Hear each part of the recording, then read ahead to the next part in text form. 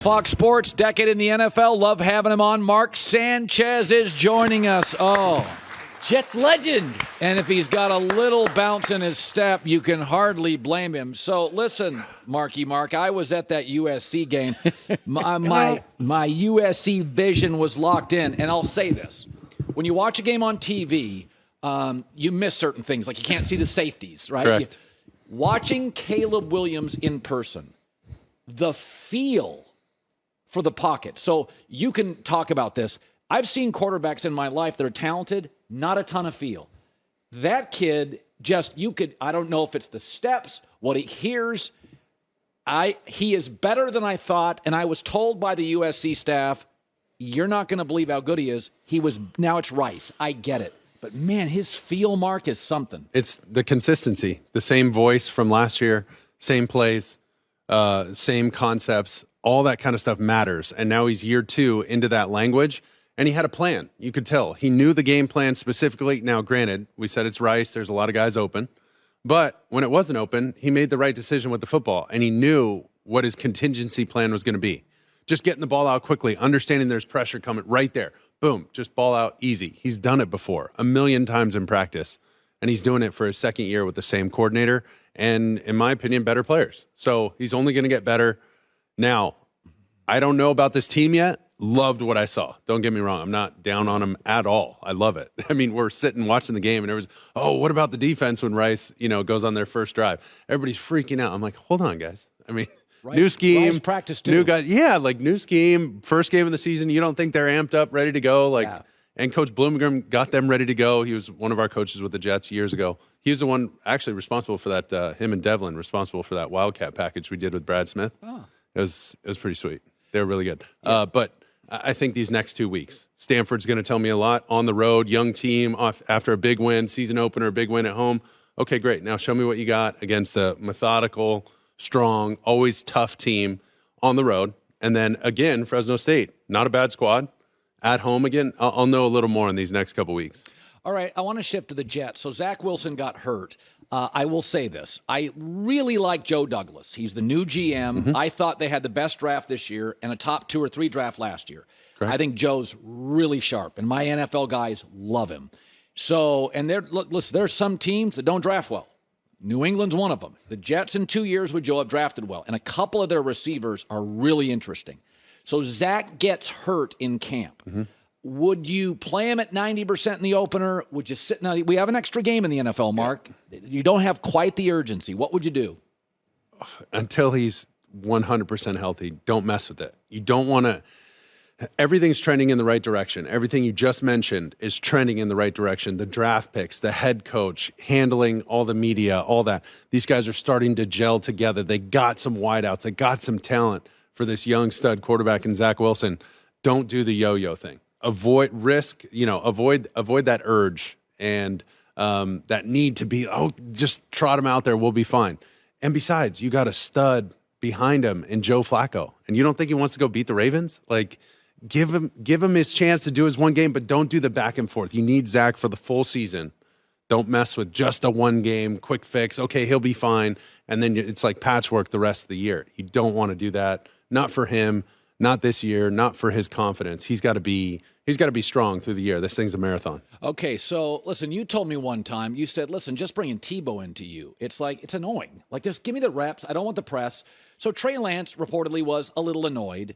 I just said, well, the Niners have the best bullpen in the sport. The problem is the schedule's packed. After about week 5, it's just Herbert, Kyler, Mahomes. And if I got the best bullpen, I got Mariano Rivera as my closer, I've been to a Super Bowl with him, I'm not going to be terribly patient. Is it tough? Do you think Trey's thinking about the bullpen? If you have the multiple quarterback situation, in some ways you have none, right? It's so difficult at that position.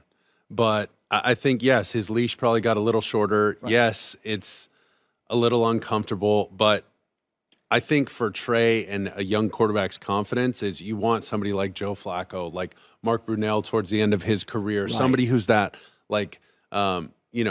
competes with you in a professional way, but he's really on your team, right? And even when the team has something tough to say or coach has something tough to say, they kind of filter that. and they're your buddy and they put their arm around you and they also pick you up and tell you what the truth is of, hey, your body language got to be better, whatever it is, but they're really on your side.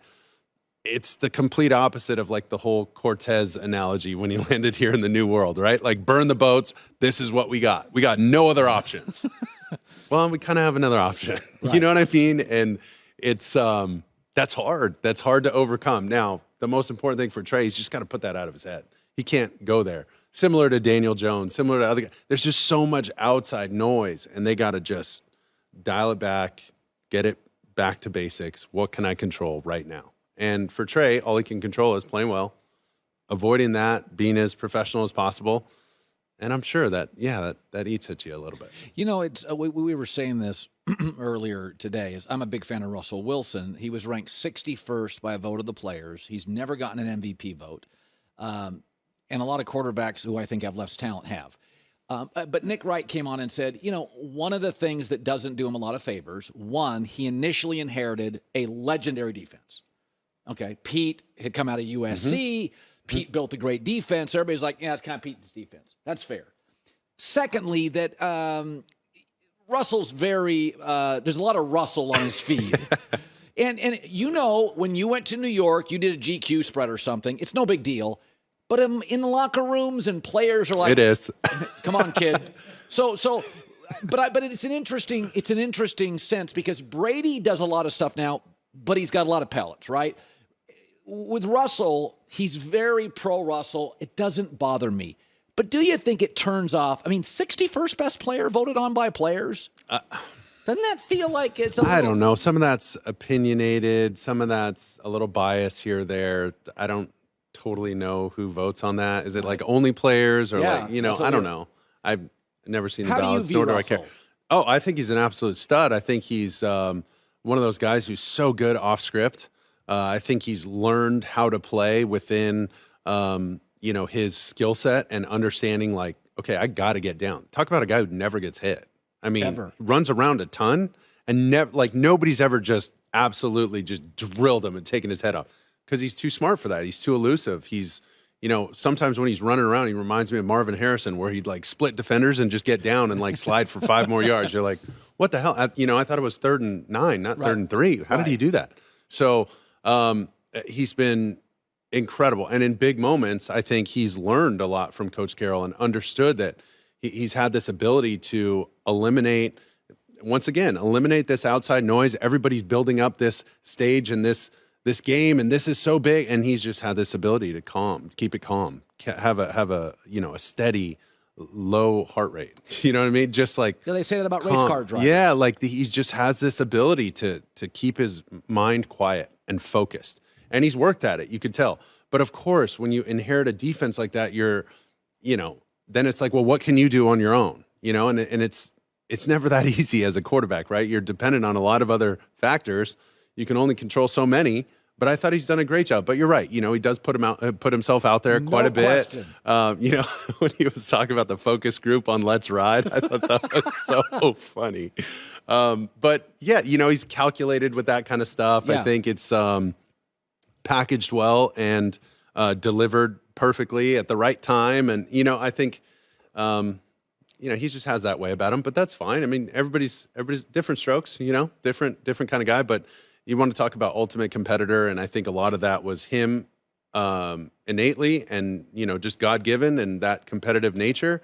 And I think a lot of that, the best of that was brought out by Coach Carroll. I think they, obviously there was a shelf life on that relationship, but they got the best out of each other. And it was, that was fun to watch.